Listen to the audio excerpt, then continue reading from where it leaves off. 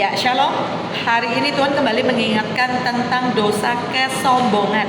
Ingat, dosa kesombongan itu, Lucifer, para ahli kitab mencatat, ketika Lucifer sombong, diusir dari ruang tata oleh Allah Bapa, dia menyeret kurang lebih sepertiga malaikat di surga, dilempar ke bumi. Mereka melakukan pengrusakan. Makanya jangan sombong, ya. Sebab yang berhak mengukur kerohanian saudara dan saya itu cuma Tuhan.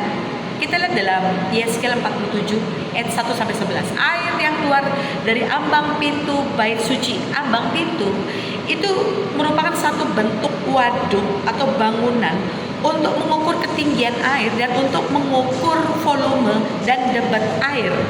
Air di sini berbicara tentang Roh Kudus, saudara. Nah, ada seseorang, artinya utusan Tuhan, artinya Roh Allah itu sendiri yang berhak mengukur kerohanian seseorang. Ketika dicurahkan ke bumi, diukur 1000 hasta. Kedalamannya itu pertama dari mulai semata kaki, selutut, sepinggang, sampai sungai itu tidak bisa diseberangi. Artinya apa? Kita ingat sifat air itu selalu mencari bidang yang lebih rendah. Arti apa? Tuhan tuh suka dengan orang-orang yang punya karakter rendah hati.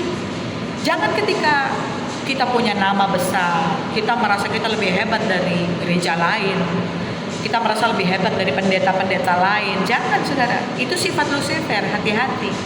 Mulai sekarang yuk kita lomba rendah hati aja, saudara. Tuhan suka dengan orang-orang yang rendah hati dan selalu merendahkan diri di hadapan Tuhan.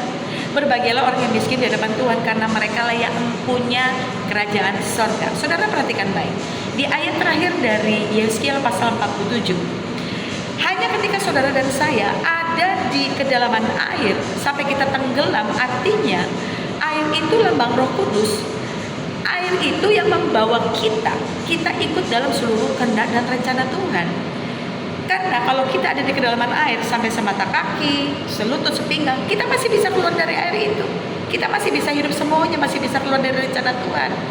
Dan hanya ketika saudara dan saya ada di kedalaman air sampai kita bisa tenggelam, disitulah, di posisi itulah Tuhan memakai hidup kita untuk menjadi berkat buat bangsa-bangsa. Ya. Jadi sekali lagi, jangan suka mengukur kerohanian orang lain. Cuma Tuhan yang berhak. Sebab air yang keluar dari ambang pintu bait suci, berarti dari surga mulia, itu turun ke timur. Timur mana? Asia. Dan kita harus bangga.